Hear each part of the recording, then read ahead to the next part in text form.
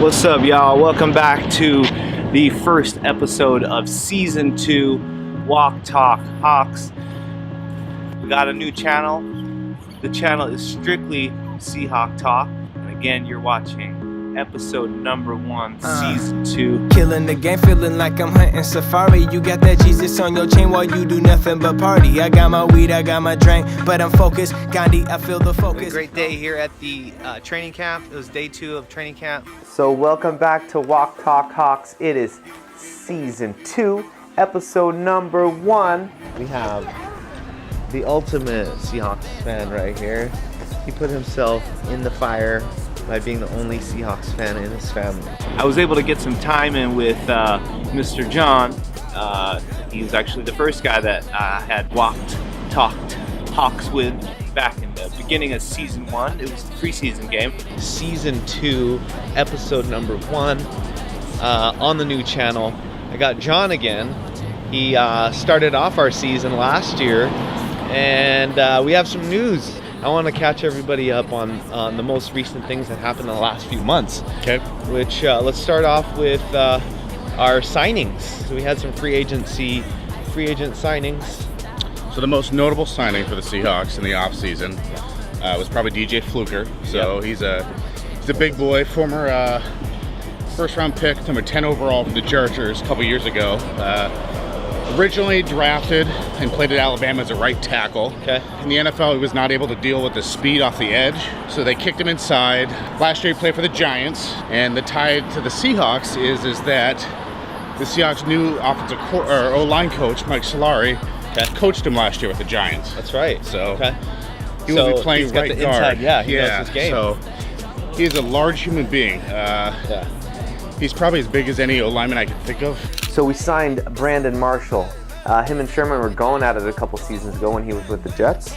Ed Dixon, so Tight end. That's right, from Carolina. Yeah. So he started Oregon years ago. Yeah. So As you know, Blair Walsh was very questionable, like I was saying in past episodes. So we also signed a kicker. we did, we signed Sebastian Janikowski, Yeah. Seabass, 39-year-old. His proclaim to fame was he is the only NFL kicker in NFL history to be drafted in the first round. Coaching staff completely wiped out. Cable's gone, Bevel's gone, Chris Richard's gone. So we have a new offensive coordinator, Brian Schottenheimer. Yep. So he comes from, philosophically, from an Eric Coryell offense. That's Don Coryell. Yeah. Coached the Chargers in the late 70s to mid 80s, and his thought is to run the ball and play action over the top on deep vertical threats. Okay. So Tyler Lockett fits into that with his deep speed. Yeah. One of their other signings is a guy that can fit into that as well. Is Jerron Brown from Arizona. All right. Okay. So he was probably their most consistent receiver in Arizona the last 2 years outside of Fitzgerald. Hawks! Hawks! Hawks! Hawks! Hawks! Hawks! D-Max. Yeah.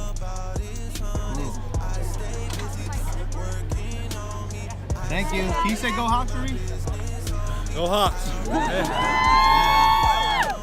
And then yesterday we signed, I think it was yesterday, a couple days ago, we signed one of the, I guess, second layers of Legion of Boone members, Mr. Byron Maxwell, B-Max. So it was a smart move by the Seahawks. So they've been wanting to re-sign him. They knew they were going to have that opportunity. There wasn't a big market for him. When he left Seattle years ago and he signed with Philadelphia, right, they didn't play the exact same scheme as the Seahawks and they struggled. Right. So he's still talented. Yeah. Then after 1 year, they traded him to Miami. He also struggled there. Then he actually did pretty good his first year there. Then he struggled this next year. Yeah. They cut him. That's when the Seahawks got him halfway through the year. Yeah. And to be honest, he was kind of a savior for the season. He allowed the Seahawks to compete and stay in the games and, just sniff the playoffs and just miss out. Most of the signings the Seahawks made were not sexy on paper, but they're depth. Like they re-signed Mike Davis. Yep. Another depth move. Yep. So. Yep. No, I like that because so far, I mean, without talking about our drafts, our running back core right now is Carson. Chris Carson is back. He suffered a major leg injury, pretty much got ripped back. Carson, Davis, McKissick, I keep forgetting about him. Yeah, and pro size. Yeah, pro size. Yep. And then Rawls is gone. correct. He signed with the Jets. Thank God. Yep. And Lacey's not been even gotten a job interview with anybody. So Yeah, I don't okay. know if he'll ever play in the NFL again. Oh, so. that's sad. Mr. Michael Bennett, he's moved on to the Eagles. Cliff Averill announced that he was retiring, as well as Cam Chancellor, he's retired. Richard Sherman, Legion of Boom, he's gone. He's with the Niners. So as you can see, I'm rocking my Earl Thomas jersey in hopes that something positive happens with the Earl Thomas situation. Currently, for this preseason game, he has not shown up at any of the required training camp practices. So I'm a little disappointed in that. You know, as a big fan of Earl Thomas, he is, as you know, one of the best safeties probably in history of the NFL, and I'm so proud to have him as the last standing Legion of Boom member. So let's talk about the draft. Our number one draft pick for us. Yep.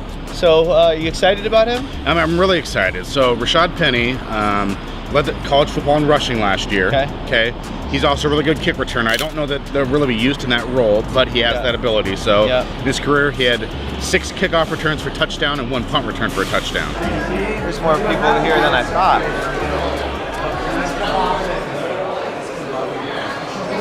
Oh yeah. We got the Lombardi. What's up, guys? Show me that Lombardi. That's dope. That's how we do it. We have the other 2 picks, Rasheem Green and then Will Dissly. Yep. Notable. Okay, so Green led the Pac-12 in sacks last year, so that's really important. So he's a similarly built guy to Deion Jordan. So Deion Jordan will be in a contract year, looking, for a really big breakout year and hopefully get a new contract. Really? Green will be a backup behind him and rush the passer on 3rd downs, and that's where I think most of his playing time this year will come as a pass rusher on 3rd downs. Okay. The next pick was Will Dissly, right? So he's a 4th-round pick, local guy, played at UW, originally from Bozeman, Montana.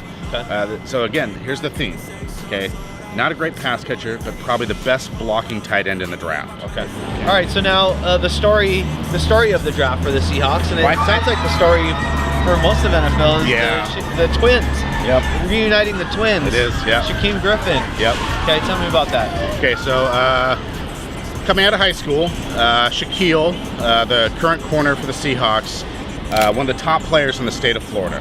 Okay, he was recruited by Florida, Miami. He could have gone anywhere he wanted in the nation, but the key for him was he wasn't going to go anywhere unless they took his brother.